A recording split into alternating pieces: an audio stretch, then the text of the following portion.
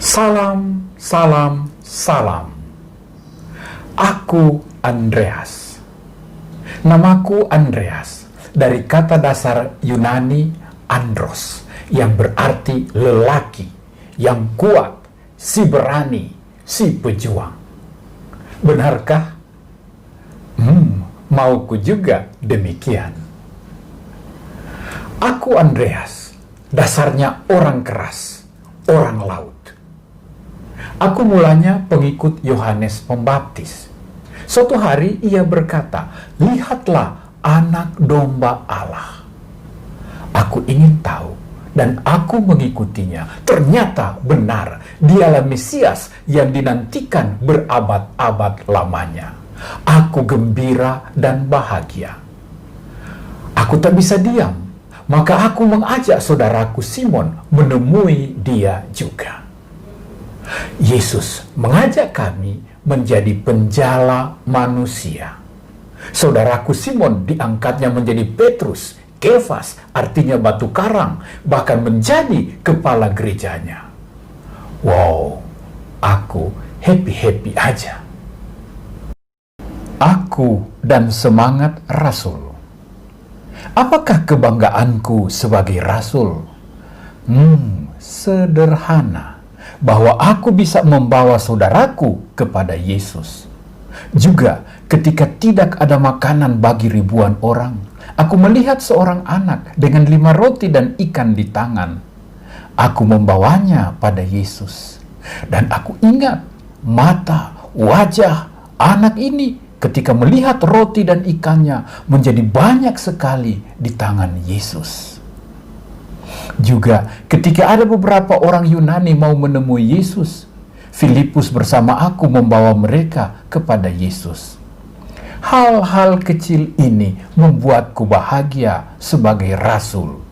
Aku bisa membawa Yesus kepada orang dan membawa banyak orang kepada Yesus.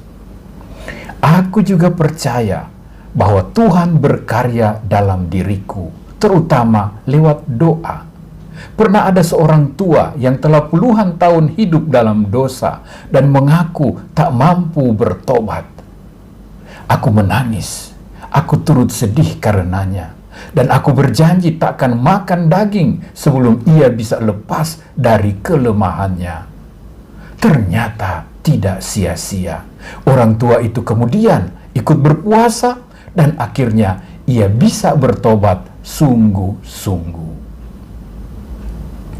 Aku pencinta Yesus dan pencinta salibnya. Pertama, Yesus sudah tahu bahwa dia akan menderita. Namun ia tidak menghindar. Katanya, "Mari kita ke Yerusalem dan anak manusia akan dikhianati." Yesus adalah sang pemberani.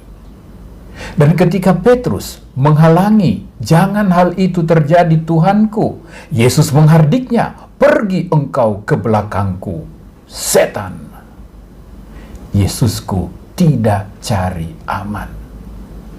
Yesus juga tahu siapa yang akan menyerahkan dirinya, tetapi dia tidak mau mempermalukannya di depan umum. Yesusku menghargai siapa saja. Bagiku, Adam lama membawa dosa dan maut lewat pohon di Firdaus.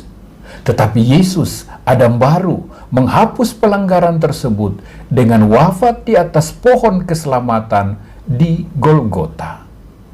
Jangan lupa, ada ahli yang mengatakan bahwa Golgota adalah tempat wafatnya Adam. Adam pertama mengulurkan tangannya meraih buah terlarang lambang dosa. Yesus, Adam baru, mengulurkan tangannya meraih salib, bentangkan keselamatan bagi dunia. Aku juga disalibkan. Apakah kebetulan bahwa 2 murid pertama Yesus mati disalib? Saudaraku Simon Petrus disalib dengan kepala di bawah, dan aku sendiri disalib yang berbentuk huruf X. Aku bahagia mati disalib karena aku bisa lebih mendekati Tuhanku dalam deritanya. Aku juga bisa ulurkan tangan seperti Dia.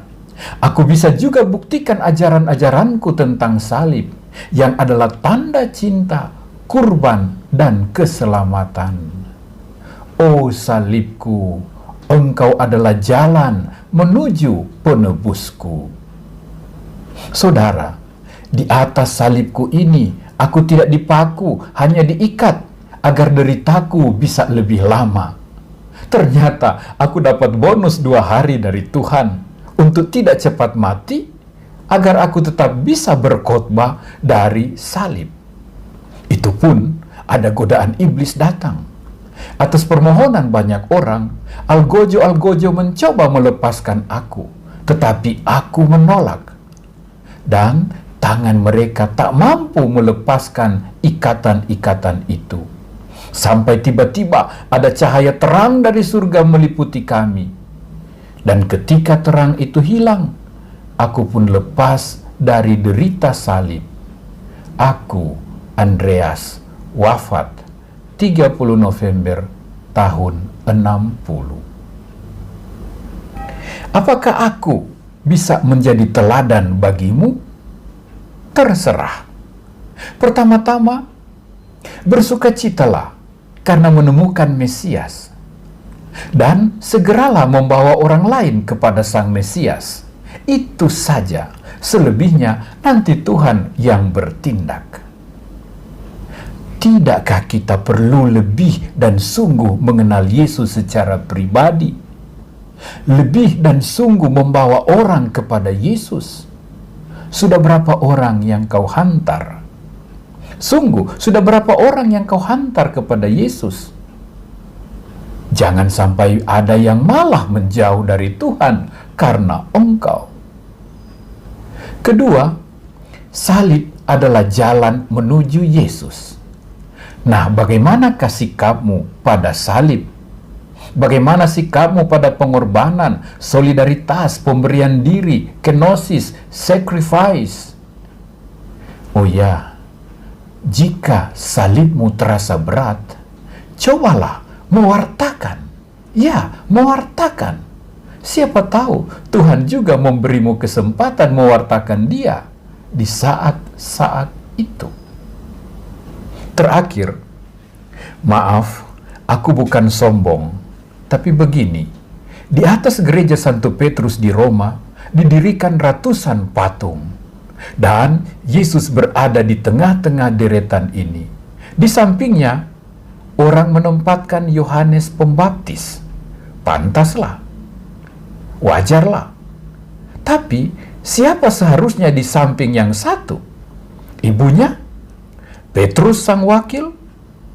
Paulus, rasul ulungnya? Lazarus sobatnya?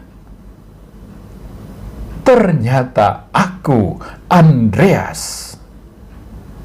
Saudara, pesanku, jadilah rasul, pembawa orang lain pada Tuhan.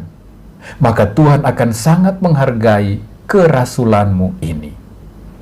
Oke, di surga aku sangat dekat pada penebusku, dan juga pada setiap kamu yang siap menjadi rasul, yang setia memanggul salibmu.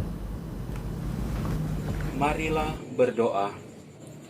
Allah yang agung, terima kasih untuk rasulmu Andreas.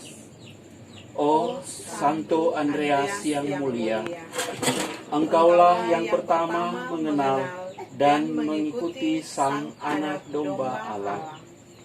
Dengan gembira, engkau memperkenalkannya kepada saudaramu Simon Petrus. Sebagaimana engkau membawa saudaramu, si anak dengan 5 roti dan 2 ikan, serta orang-orang Yunani dan begitu banyak orang lain kepada Yesus Sang Penebus. Tariklah dan bawalah kami juga makin dekat kepadanya. Berilah kami keberanian dan sukacita memaklumkan Dialah Mesias, Sang Penyelamat. Ajarilah kami mencintai salib Tuhan dan meneladanimu, memanggul salib kemartiranmu tanpa mengeluh. Sampai salib itu sendiri membawa kami kepada Sang Penebus kami. Dialah Kristus Tuhan kami. Amin.